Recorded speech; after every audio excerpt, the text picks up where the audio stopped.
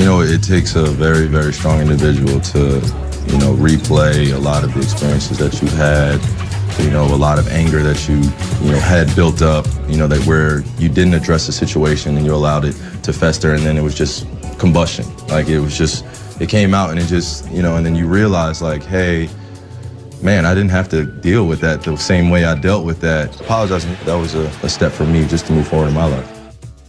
Seems like they've made up. Yeah, I still contend he's going to stay in Boston. I really do. I know everybody's talking New York. I think the media wants him to go to New York, and I get it. I want him to go to New York. Sure, I get it. Listen, Boston, you've got plenty of pieces. You got good stuff going on. Let's get the Knicks back on the map again. There was 5-6 NBA free agents, one move LeBron. Generally speaking, I think most players are like Giannis and Damian Lillard. They'd prefer not to move, and unless you get the ideal spot, most players are not as aspirational as MJ and LeBron. They're not. I agree with that. We should never assume that anyway. Everyone has a different personality and desires and is motivated by different things. Everyone wants to win, but at what cost also? Yeah. And we have to take into consideration as well that when you move teams, you also move with expectations. Thank you. If you look at the magnitude that the NBA free agency period has become, if you are a free agent like Kyrie or KD or LeBron or really any of these guys that are in the top 20 free agents, wherever you go, you're going to have an expectation to deliver. By the way, all these baseball guys that sign these $300 million contracts and $200 million contracts, you ever notice their first year they struggle? Because baseball is such a mental game. It gets into their head. Giancarlo Stanton, A-Rod. If you go look at the big contract guy, that is something that is very... Albert Pujols had a really bad beginning. So to your point, once you're the star and get the money and the fame, there's a lot of pressure. Joy with the news. Well, that's the news. And thanks for stopping by. The Herd Lie News. Well, there's a handful of NBA people that I rely on and that I trust. I use often Chris Broussard and Chris Haynes on this show via the Cowherd Global Satellite Network. Let's go to Sam Amick, The Athletic, senior NBA writer, formerly of the USA Today, a guy I rely on often. And let me start with this. Jackie McMullen, Jackie, is a legendary NBA writer. She's just fantastic and she's ageless. She's been doing this for 40 years. And she said about a month ago, she said, listen, there's tension in Los Angeles. And I talked to Bill Plaschke the other day, and he's like, I'm there every game. I'm not, he is. I mean, Sam, let's talk about that. There is a burden with LeBron. You gotta build to win now. And I sense there's real tension in the Laker building. Do you hear that? I do. I think Plaschke's right. I think Jackie, the legend, is right. I think the dynamic from top to bottom is just not the healthiest. And part of that is we all know the timeline of Luke Walton getting this job as coach, that Magic didn't hire him, Rob Pelinka didn't hire him. Jeannie has supported him all season long. Constant rumblings that LeBron's camp and specifically agent Rich Paul is not the biggest fan of Luke and that they've kind of kept him at bay. That's part of it. The AD sweepstakes with Anthony Davis being front and center. And as you know, Colin, all these different trade pieces getting leaked to guys like myself in the media where, the human beings in that Lakers locker room have to then reconcile that, hey, one day you think you're part of a young Lakers core. Now, all of a sudden, you're a chip in the AD sweepstakes. So a lot of layers to it. I do, to your question, think that, the unrest is there. And I think that's going to make it challenging for them in these next 5-6 weeks as they try to go get that playoff spot. Anthony Davis and Clutch Sports were hyper-aggressive in their sort of strategy. And then they got pushed back. They got their hand slapped.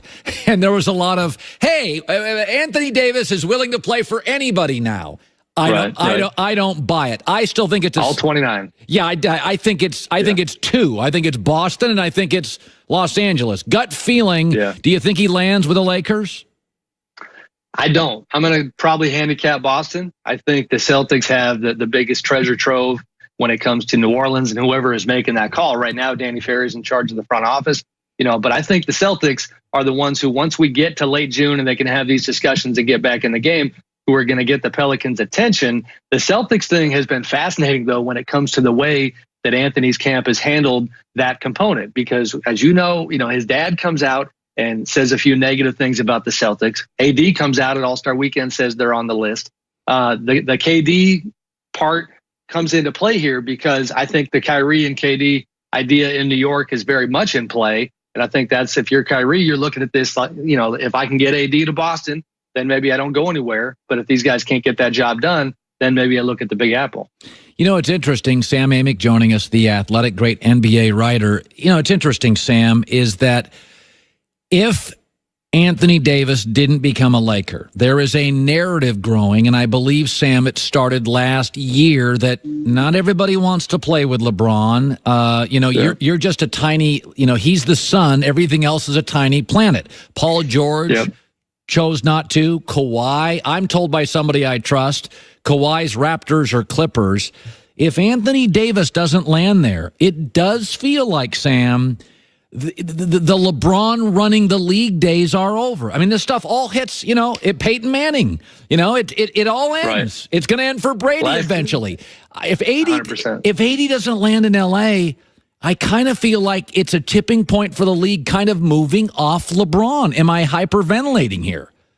You're not. It's crazy to think how quickly that story has become a real thing, but I honestly don't think it's hyperbole. I don't think we're too far out over our skis to look at it that way, because it's not that complicated. To your point, Colin, if AD doesn't go, then let's look at this summer.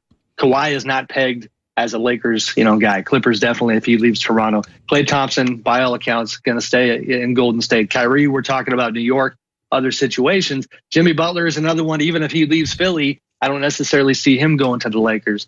There are only so many players who qualify, I think, as a worthy co-star for LeBron in Lakerland. Yeah. And because Father Time is staring at him the way that he is, I think the timing component is huge, because we've already seen the kind of injury with LeBron this year that is extremely rare for him. Longest time he's been on the shelf for his entire career. That's this brutal reminder for the Lakers that, yes, you're ecstatic that you got this guy, but you did get him in the later stages of his career. I think that's why we saw this push before the trade deadline so aggressively for them to try to get AD, is because they know they got to do something right now. Yeah, because the Celtics can't make a move until the season's over. Good point. Right. Finally, I know, listen, the NFL, I said yesterday, is meet the press. Regardless of the host, it gets a rating, it lasts forever. The NBA is more of a reality show. They're not going away, but it's as popular as the celebrity on the show. Right now, You've got some really likable stars, and it's a fun... But this Kevin Durant to the Knicks thing, here's why I keep pushing back, is that Kevin from Woj on, I've read stories that it does matter to Kevin. He does want to be seen at some point as superior to LeBron, at least on the floor. He won his first title, Sam, and about 10% of the people said he's better than LeBron, but it washed out. He wins last year, about 25% of the people are like, he's better than LeBron, and it washes away. If he wins it this year, you're going to get about half the people that say, LeBron can't make the playoffs. This guy's the finals MVP. And here's my pushback. That's if he wins this year, and I think they will. If he came back and did it a fourth, I think Golden State, based on, can the egos maintain? But God, Sam, if he won 4 there, I think there's a lot of people in bars and sports bars around America that they're just going to say Kevin's better than LeBron, and I think it matters to Kevin. I don't see him leaving Golden State soon. Do you? Right now, I do. And honestly, everything you said makes a ton of sense. I think the one part that you glossed over a little bit, and bear in mind, I'm based pretty close to the Warriors. I'm around them a lot, is that the human component and these guys sharing the same oxygen for so many years now is a major factor. And, does that mean that when, June 30th gets there and he's got to really make up his mind that he doesn't kind of recalibrate and decide that what you're talking about makes a ton of sense, the idea of just stacking up these chips? He could, 100%.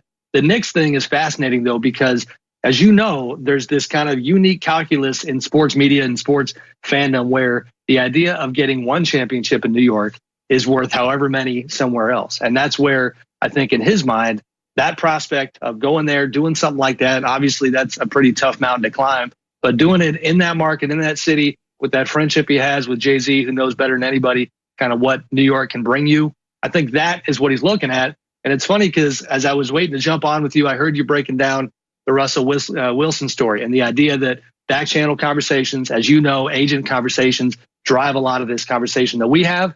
And that's the bottom line about Kevin's situation right now, is that his people have gone around the league and talked in pretty, kind of alarming terms about the New York possibility. That's why we're talking about it so much. Wow. Man, that'd be just crazy.